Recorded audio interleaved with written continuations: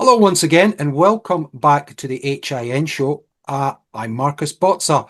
Today I have with me a return guest, Mr. Godfrey Bloom, that many of you will recognise. But for new viewers, listeners, and subscribers, let me just give you a little insight into this man's background, if I may.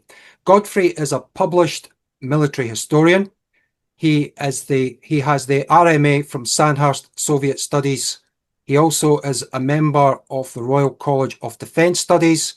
He is an expert in armed forces parliamentary schemes. He's been a guest lecturer at several universities, such as the Eisenhower Defence University in Washington, the Joint Services Staff College of Shivram, the London School of Economics at Syracuse University in New York, and also Cambridge University. And I think it's just very important that viewers and listeners who maybe do know who Godfrey is but don't know the background get the background, because it weighs very heavily into everything the man is saying, rather than just being some random that I've pulled in. But after all that, Godfrey Bloom, how are you, sir?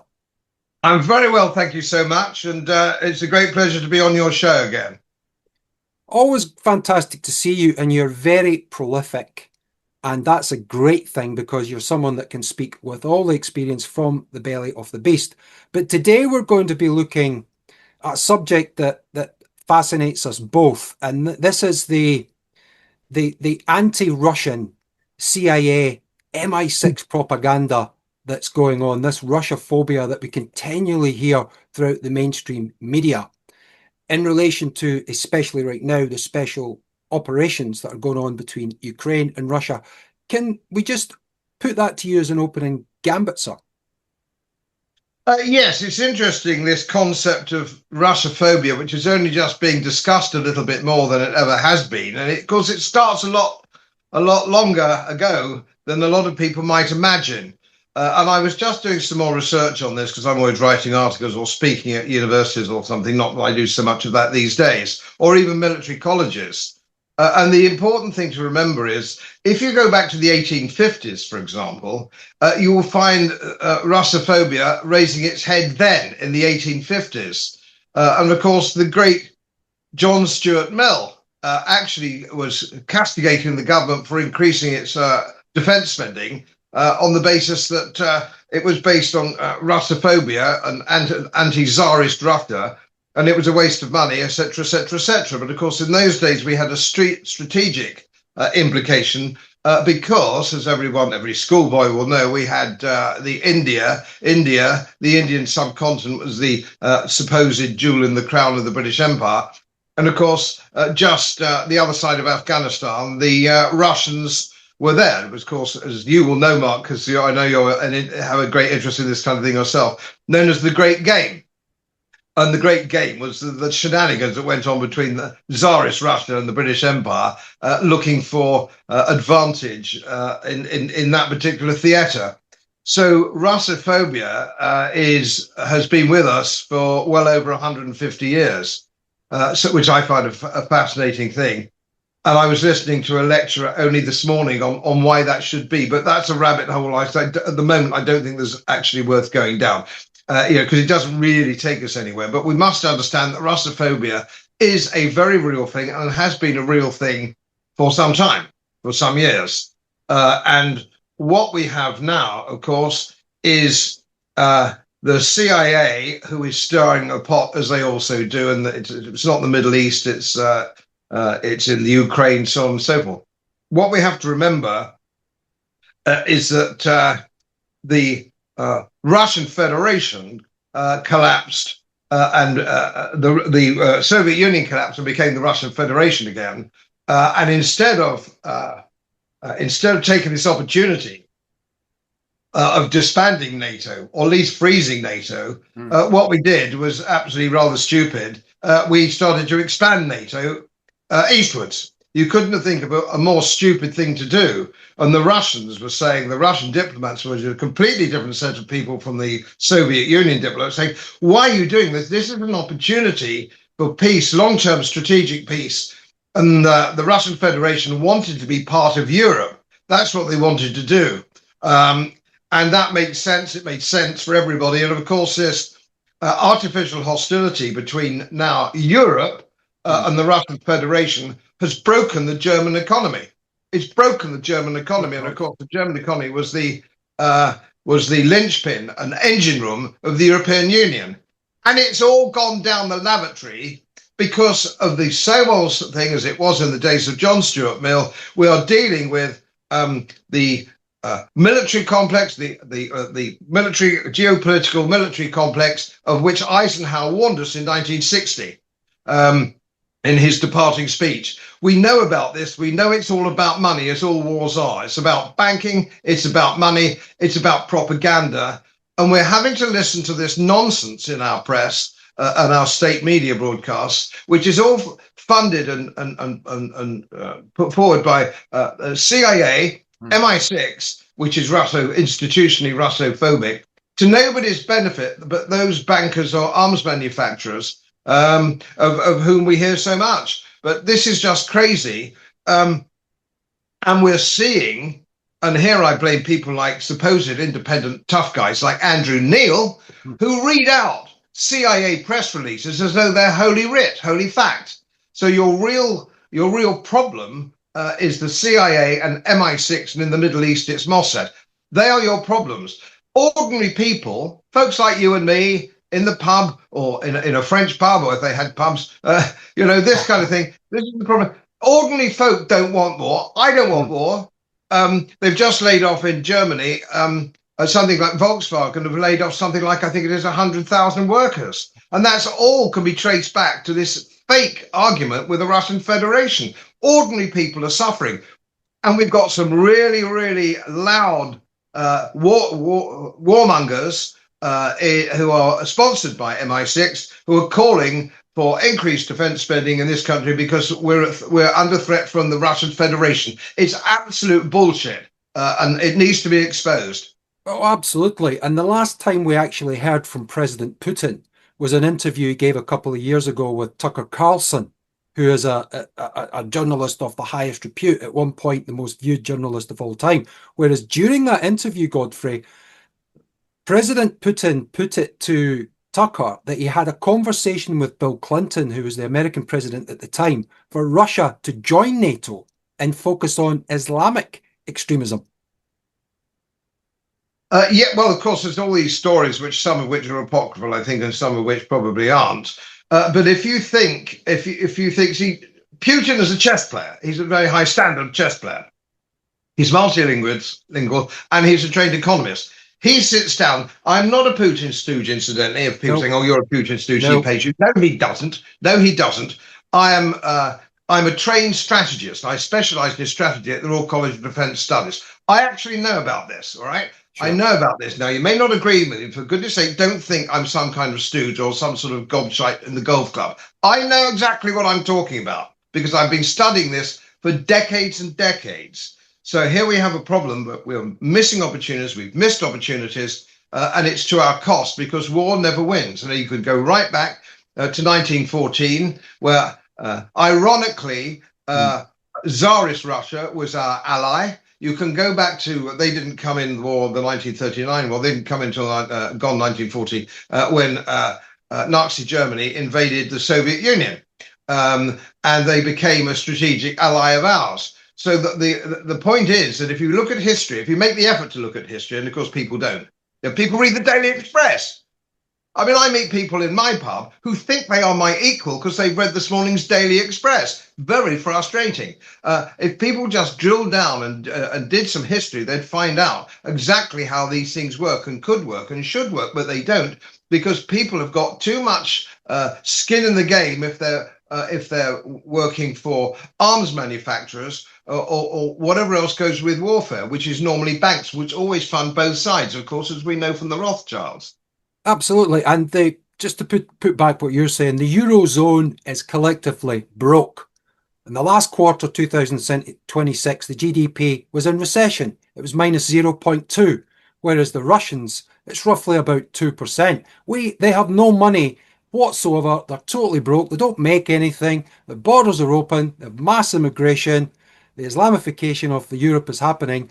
But what we saw yesterday was, as Keir Starmer, Fabian boy, exit stage left, off to the loving arms of another Fabian Macron, we saw him sign off to put Great Britain into the war chest for Ukraine. This £90 billion piss take. What were your thoughts on that?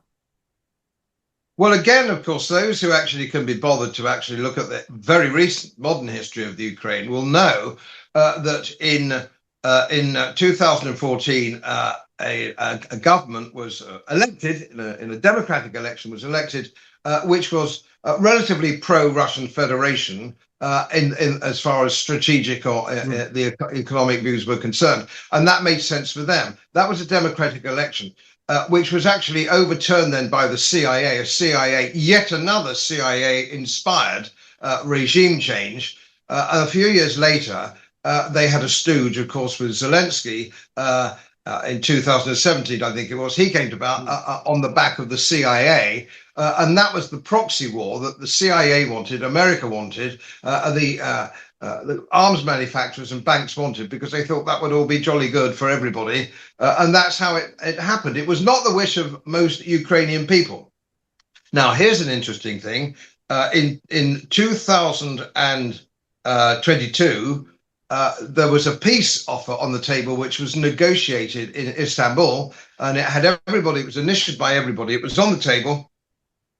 It was a very generous terms by today's standards, very generous terms. And it's worth reading again for those of you who can be bothered to look it up and see that it was very generous terms. The Russians just said, stop killing and persecuting ethnic Russians in Ukraine. Let's all get back to square one, and let's be friends and let's trade and all the rest of it. And that was what was on the table. And Boris Johnson flew out and said, oh dear, no, you don't want to do that. We'll support you. NATO will support you all the way with arms and all the rest of it. And we'll do our best to make sure that you win. You will win, and don't go forward with this. And of course, we all know how that's ended. That's ended very badly, and that was a very generous peace offer. That's now off the table. And of course, another thing that's just popped up, isn't it? It's interesting as they're hounding Nigel Farage, for whom I hold no particular brief about his 5 million. What's very interesting is that Boris Johnson, who flew out there to kill that peace treaty, took £1 million from arms manufacturers for drones. In the United States, £1 million, and nobody's talking about it, Mark. Nobody's bothering to talk about the corruption with people who have been in office. We're only interested in people who haven't declared things before they go into office. What about these people who make money having been in office? So we're talking about George Osborne. We're talking about Boris Johnson. David Cameron, the Panama Papers. David Cameron. Now, here's an interesting thing that David Cameron said only 6 months ago. Okay, he's not in office now. I've never had any time for the man. I think he's a bit of a buffoon. He must have faked his first at Oxford. Nobody that dumb. He's an old Etonian, Godfrey. Don't forget. Eton and Oxford. He didn't know on the American TV the date of Magna Carta. He didn't know that. How do you get a first at Oxford when you don't know shit from clay? Anyway, leaving that aside, he came out the other day and said a few weeks ago, we must supply Ukraine with weapons that can actually strike deep into the heart of Russia. Can you imagine anybody saying something that dangerous and stupid? Because what will happen is, under international law, the Russian Federation could quite easily call us combatants in this.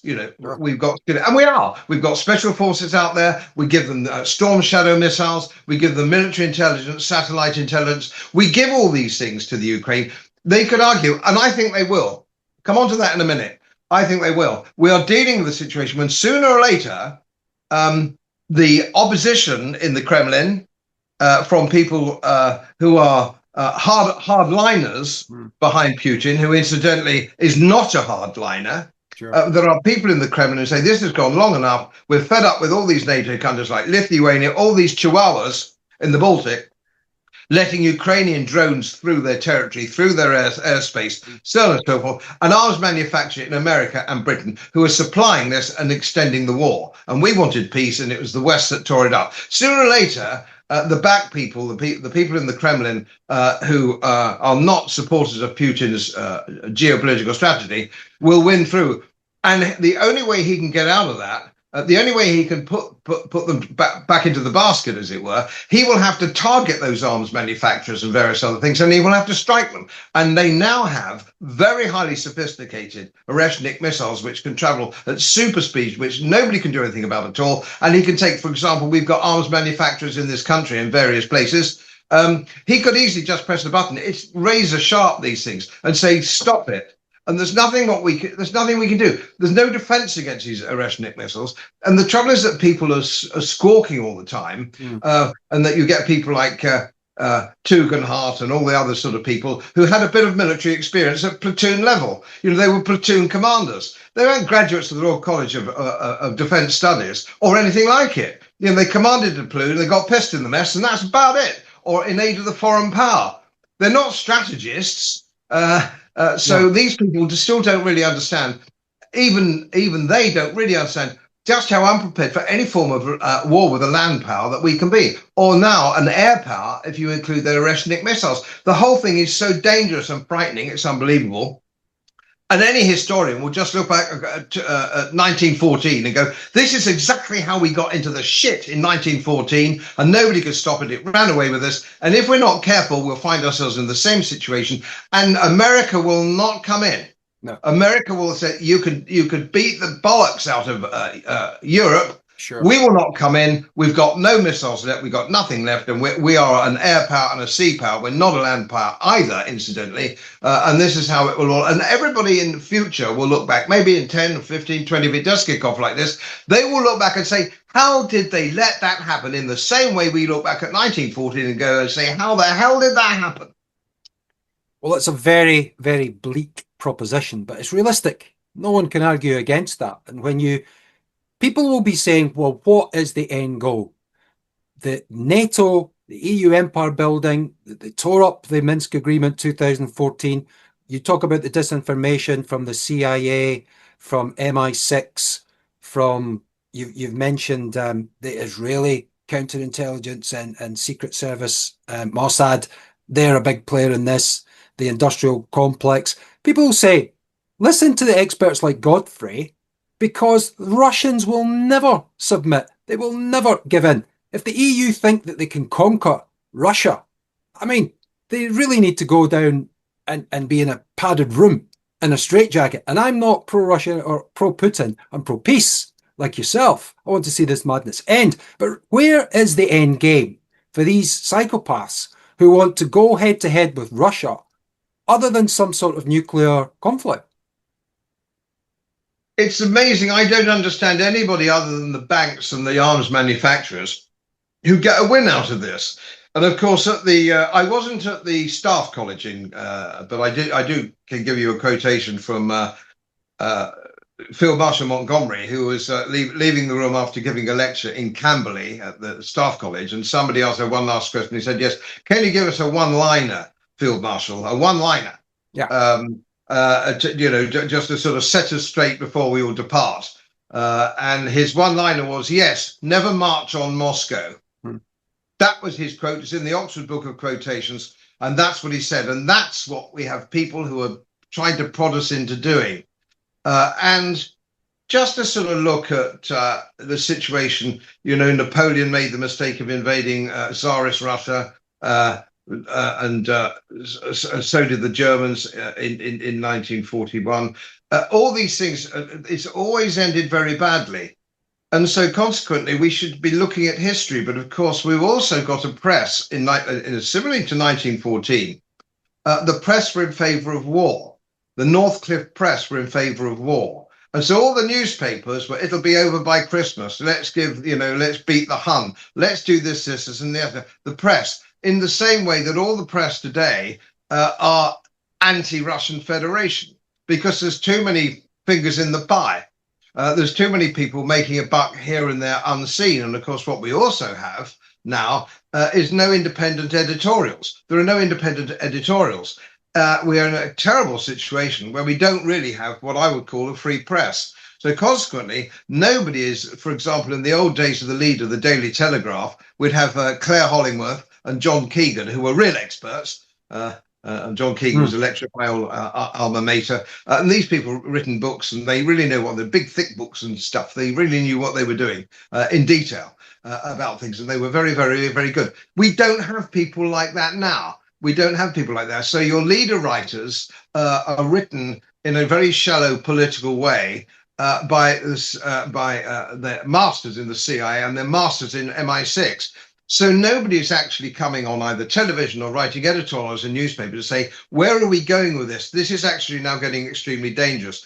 I don't think the Russian Federation and Putin are prepared to be pushed any further. And I can understand it. If there were drones, explosive drones or whatever it is landing on Moscow, if they were landing in London, we know that they were made, in Warsaw, or we knew they were made wherever they were made. If we knew all that and we had the locations, public opinion would insist there was a preemptive strike. And it, funnily, is ironically not a preemptive strike. It would be a retaliatory strike. But what are people supposed to understand? What are the people supposed to know? I was talking to somebody, can't remember, I was in Wales. Wales. I heard about your walking holiday in Wales. You were giving Wales a big up. Just fantastic, sunny, wonderful, scenery, magnificent. It's like going back in a time machine. You described it. Yes, it is indeed. It is. It's such a wonderful place. Everybody's polite and nice to each other. It's like going back to the 1950s. I just love it. We go every year. But I spoke to somebody. Oh, yes, I know. I just remembered. I spoke to somebody. It was a lady who wanted to see me because she follows me on the channel. And she came out with some stuff that you really couldn't believe. She was a very big Trump supporter. I'm not anti-Trump, incidentally. I'm not an anti-Trump person. But she thought, but surely isn't that Trump's fantastic, isn't he? I mean, he's turned the American economy around and it's doing really well. And I just stared at her and I said, where do you get this kind of information? Where do you get that? And she said, well, we couldn't possibly let Iran get the bomb. I said, they murdered the one man, the head of the Shia Ayatollah Khomeini. Yeah, that's right. And who said that it's against Shia law in order to have a hydrogen bomb, to have a nuclear bomb. They murdered him. That was clever, wasn't it? And a couple of days later, of course, they murdered a bunch of school kids, in a school with a couple of tomahawks. And they what's going on? We used to think, I was brought up, I've got an American cousin and all the rest of it, that the guys, and the Americans were the guys in the big white hats. They were the good guys. And we now live on a planet where they are quite clearly the bad guys. They are behind every coup, behind every regime change attempt. Millions, their own universities reckon that they've been responsible since 1945 for over 1 million civilian deaths. That's their own universities talking about this. Godfrey, sorry to interrupt, Godfrey, but please explain to me how to shoot down a $20,000 drone with a $4 million missile ends well. The cost of this war is astronomical. It's running off the charts. I mean, we look at the Eurozone, they're 14 billion in the shit. The debt of the Eurozone collectively is 14 trillion, beg my pardon, with a T. Whereas the British we're at 4 trillion. We are broke. We are bankrupt. But there is no way other than looking at the end game for me that ends well for anyone in Europe or even America. There's nothing, there's no way, there's no adult there pulling back the handles. And as you said about the media, they're trying to shut down and censor. The Labour Party are trying to kill off X. They're even using the murder of poor Anne Widdecombe as part of the rationale for her demise, saying that these people that are wanting to kill far-right or right-wing commentators and politicians, they're getting all their information. So everything takes us back to that. We're being silenced. And Pravda, basically, is the BBC. They're so full of leftist communists. And this is even before we get on to this question that I've got for you. The ideology of Russia and President Putin is more akin to my beliefs than the DEI program that we see festooned through every single establishment in this country. People have they're more ideologically aligned with the Christians in Russia than they are with the likes of Keir Starmer, Andy Burnham, and the the Conservatives and the Home Office, Treasury, Cabinet Office. You're absolutely correct there. It's an interesting phenomenon that the Russian Federation is a deeply Christian nation, as it was in point of fact, of course, as you know, under the Soviet Union. The people hadn't changed. The people were still religious. So it's a Christian country with a wonderful history of art and music. It's a very sophisticated history that they have. And they are very much more, the man on the Moscow omnibus is very much like the man on the Clapham omnibus. I don't want to fight the Russian Federation. I have no interest in that. And I don't want my young friends who I work with, or my nieces or my nephews being involved in something like that, to no good purpose. If they were genuinely threatening to land on the Isle of Wight or something like that and threaten us militarily, I'd return to the colours myself, old as I am. But that's not the case. And you have to ask yourself another question. Who is your family in danger from? Let everybody just suck this one in, please. Who are you in danger from? You, your family, your sons and your daughters. They're landing at Dover as we speak today. That is your enemy. That is your enemy. Illegal immigrants landing at Dover.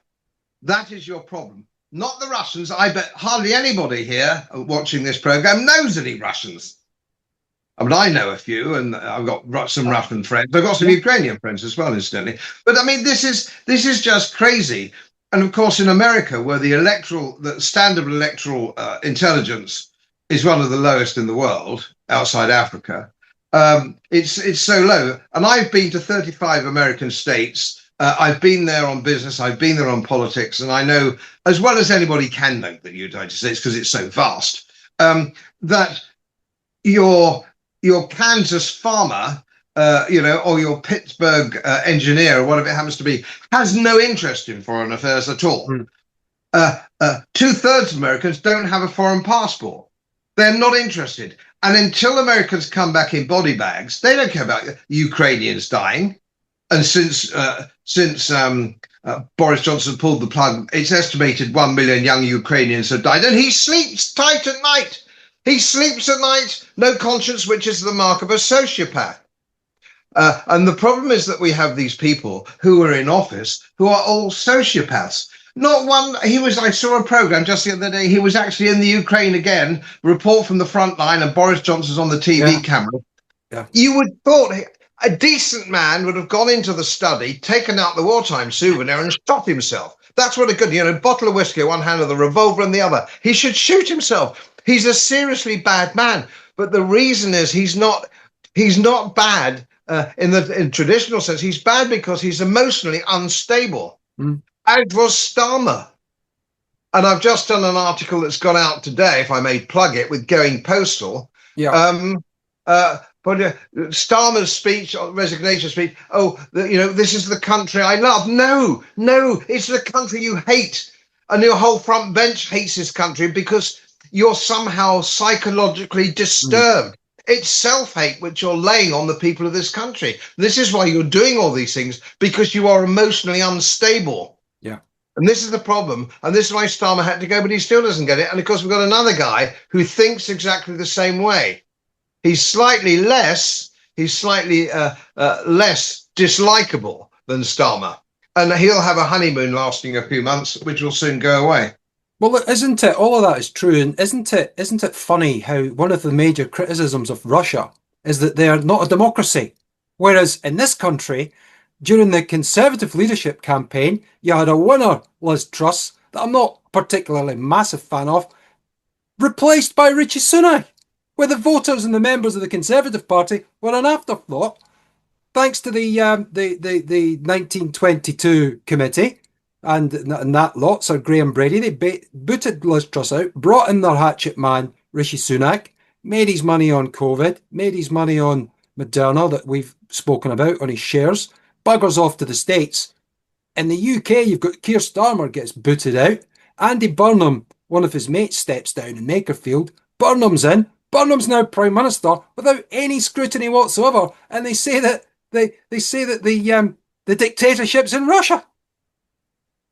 Well, if you had a man from Mars in, and he wanted to say, "Can you explain the difference between the Russian political system and the British political system at the moment, he would look at it and he would analyze it, assuming this Martian was a very clever fellow. He'd sit down and say, I think this Russia thing this is what I think you call democracy, isn't it? But I'm not quite sure what you have in Britain. That doesn't seem to me very democratic. Is it fascism? And I would then say to this Martian, I said, it's very much closer to fascism than it is democracy. And who really got rid of Liz Truss behind the scenes? Yep. JP Morgan, Goldman Sachs, all the same names. The Bank of Bailey. Yes. Who's Fabian? Who's a Fabian? Yeah, and all these people. So, and of course, if you don't have a free press, how would you know? And do you know the class of person in this country now who are very much more up to speed, very much better informed, are your artisan class. Sure. We're having some cottages restored on our land. They're Sparkies, they're Chippies. That all these people who actually are time-served apprentice people who have one-man businesses or two-man businesses. Very nice people. I get on very well with them, and I drink with them in our local pub because I find them very good company. And it's fascinating when you talk to them. They're better informed than my middle-class friends who were at Oxford when I sit around a dinner party table, which I don't often these days because I'm socially excommunicated. Persona non grata. I'm afraid so.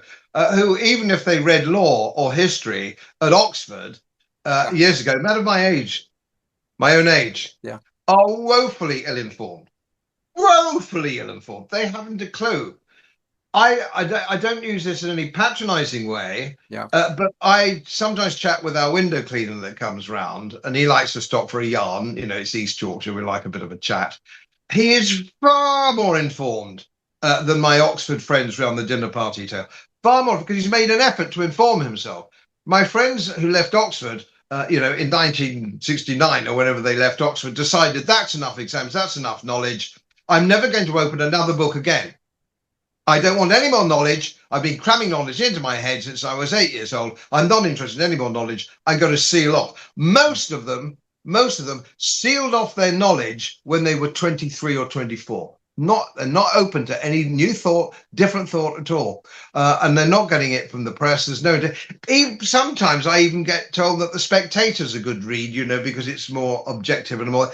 The Spectator's no better than the New Statesman when it comes to international strategy. They're all on the left. Some are extreme left, some are left of centre, but they're all left. When you speak about these people, there are two great phrases that come to mind. The first one is, there are none so blind as those who will not see. And the second one is, if good men stand aside and do nothing, tyranny is guaranteed. Now, I could ask you, Godfrey, what possesses you? What takes hold of you to be so prevalent, so productive, so proficient in your drive of all these decades you've taken? You could just say, sod them all, I don't give a damn, done quite well, me and the missus can go anywhere in the world and sod you, bugger it. What keeps you going? Is it that fact that you are, if you don't mind me saying, one of these men that will not stand aside because you don't want to see tyranny guaranteed? Well, you asked a very difficult question for me, really, because I was at a rugby club reunion with some chaps I hadn't seen, and I was the boy of the club when I was playing down south. I was the boy of the club. So some of these characters are 80, and they can still swamp 10 pints back in an afternoon. So they're all pretty on the ball. And one chap, I had lunch with him later because he was a bit of a schoolboy hero of mine. He won everything, he was champion of this, champion of that. Anyway, I took him to lunch, and he said the same question. He said, "Why do you bother with this? You're whatever you are." I said, "You're 75 or 75." Then he said, "Why don't you just forget about it and live whatever you've got left?" And I said, "You're absolutely right." And I ask myself the same question sometimes. I say, "What? Why are you bothering? Why are you bothering?" And the answer is, to be frank with you, Mark, I haven't a bloody clue, and I wish I wasn't. I wish there was a little button I could press, and I could just sod off and take no notice. God didn't make me like that, blast him. Yeah. he made me a little guy who plays number nine, and I'm a bit gobby, and I wish I wasn't, but I am. Well, I'd say you're led by your heart. You're led by your spirit, your soul, your ancestors, what they've given you, what they've bestowed upon you. I'm not prejudging, but you may be led by a higher power, unlike our king. You may be so, and you've called for the abdication of the king. I mean, if we could just maybe finish on that. I've taken up a lot of your time, and I know it's very important that we get across the point about the propaganda, which we've covered. We've covered MI6. We've covered the infiltrators that are coming in overseas, the Fabians, the Labour Party. We haven't really touched on Anne Widdecombe or the war against reform, but that's maybe for another day. There's a lot of commentary on that right now. But just the king, Godfrey. The king has aligned himself with Islam.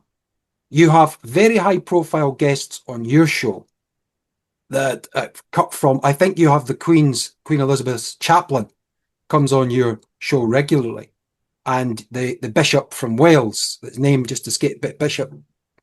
Hi. Yeah. And these people are all of the same assessment as you, that the king is no longer a Christian man. He's no longer the head of the Church of England, and he should abdicate.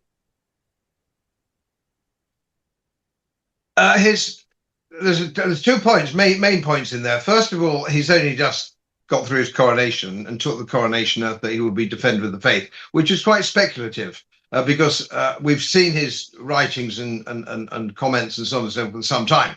And I didn't think he was going to say that, defender of the faith, because he always said that he didn't want to do that, want to be defender of faith, which of course negates his whole position. In our Christian country, which is constitutionally Christian. You see, this is the point. A lot of people, because they haven't had the benefit of a formal education because of the state school took over education. So we have 2 generations of people who have absolutely no idea what our constitution. They think because it's not written, we don't have one. You'd be amazed. I would think probably 999 people out of 1,000 think we don't have a constitution because it's not written down in the same way the Americans is. And it's not their fault. I'm not blaming them for their ignorance. It's that they've been through an educational system where it was quite deliberate to keep them ignorant. Now we have a king who I would argue has already abdicated.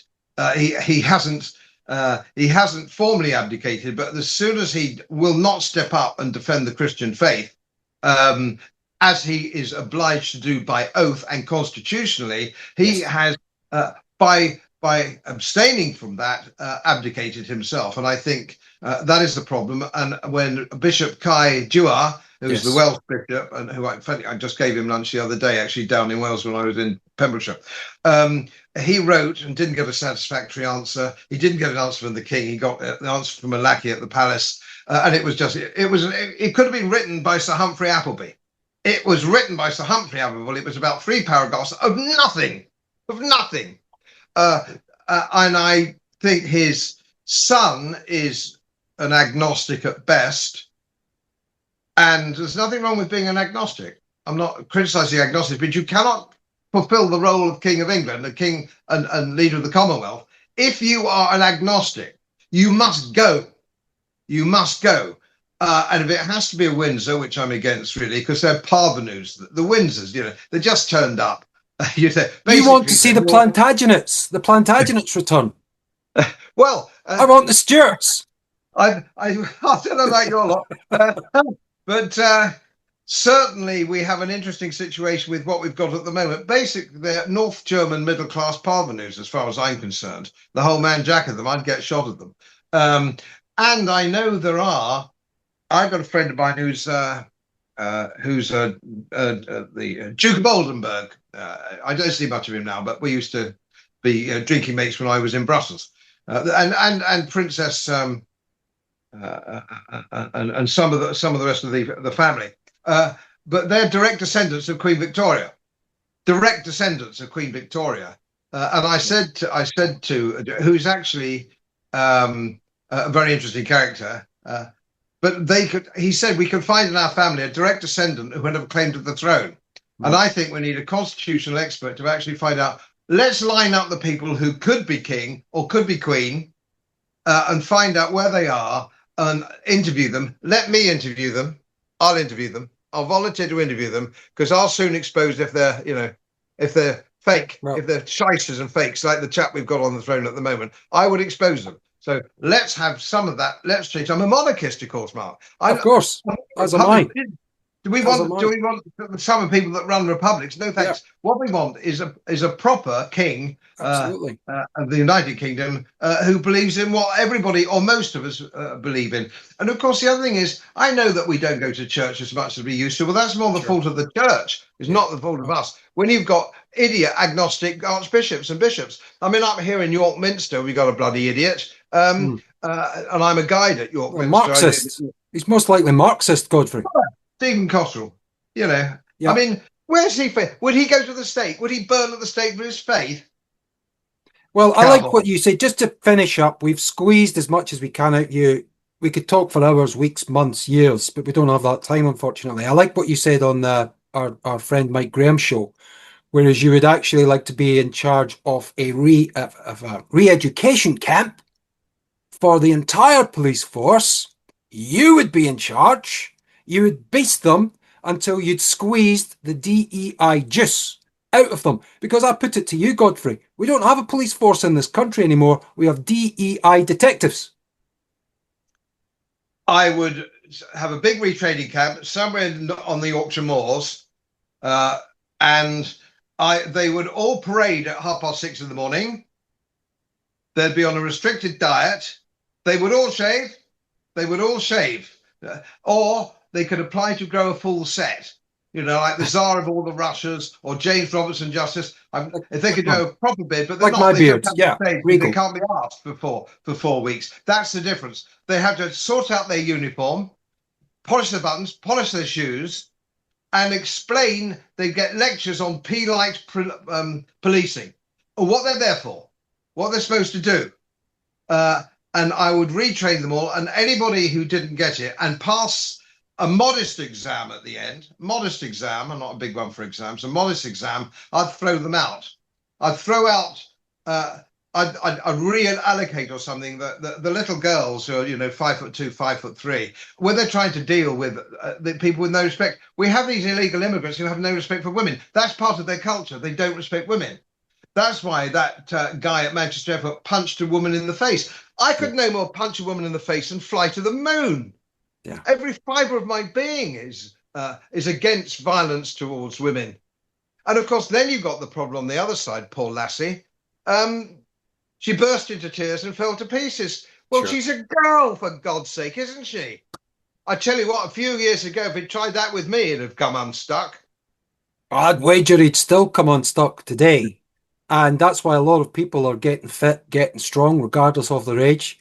They are capable, or they're becoming capable, because the police, unfortunately, cannot be relied upon unless you tell them that you're a victim of racism and you're from the BAME community.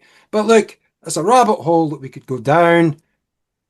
I think I've probably, for the time that we've got today, we've looked at a good few areas. Unless there's anything that you'd like to add before you go, sir. There are some things of which people are speculating at the moment. Anne Widdecombe is one of them. Yeah. There's a lot of speculation. There's one thing I try not to do, and that's speculate. I like to stack my facts together, sort it out, and let people make their own decision. But I don't like to bet. It's not really in my nature. But when we know more, when we know enough to talk sensibly about this, Yeah, I'll come back on your show if I may, and we'll actually deconstruct exactly what has gone on this, because I'd be interested to know. I think that is very wise and very prudent. We can ask questions of the policing, but we can't speculate into the extent that we would like to, because we're not in possession of the full facts. I'll So, leave that kind of thing, that kind of speculation to Kelvin Mackenzie, oh my God, what a very, along with a very. nice pair of tits. Oh, he used to have a nice pair of baps, I believe, Calvin Mackenzie himself, but he's lost a lot of weight. I don't know if he's been downing the Ozempic as we speak, but yeah, very, very lightweight, very weak man, not interested. He hasn't got a lot, and very thick. It's amazing how thick. He had Liz Truss on today. I better not get in a rant, but he had Liz Truss on. She was talking about the deep state, and he said, "Do you think that the Home Office, Treasury, and Cabinet Office would have it in for us?" I've only seen it twice. It was on the Mike Graham show in Point of Fact, and I thought God, he's thick. He's really thick. Do you know what one thing he said to this? He interrupted me when I was suggesting that he was actually criticising Rupert Lowe for saying that illegal immigrants should be put on a Scottish island. Sorry Yeah. about one of your islands. A No, I Welsh like island. that. I like that. Yeah. And they could be eaten by midges. And he thought that was a disgraceful thing to say. Yeah. And I said to him on the chat, I've got people in Yorkshire who would have fast boats with machine guns, and they would shoot. Never mind eaten by midges. Yeah. Never mind that. I'd shoot them with a machine gun. How's that? And he plays the faux outrage so well, doesn't he? I bet you in conversation he says a lot worse. Put them on the rack, Spanish Inquisition, thumb screws. He's that type that tries to garner, for me, he tries to garner popularity by being this virtue signaler. I mean, he was a long time editor of tabloid rags, pumping out crap to guys and women eating their cornflakes and porridge. But look, I'm glad we're both on the same path with people like Calvin McCanzie and Andrew Neil. I didn't think it would be any other way, sir. But all that remains for me to do today is to thank Mr. Godfrey Bloom very much for coming back onto the HIN show. As most of you know, my work is very heavily independently research based. And I get my information from all over the world. It would help if you press the subscribe button and the little bell next to it, because the more subscribers I have, the more likely it is that international independent research institutes will share their material with me. It's most helpful, and then of course I automatically share it with you. So surprise won't cost you anything. Thank you very much.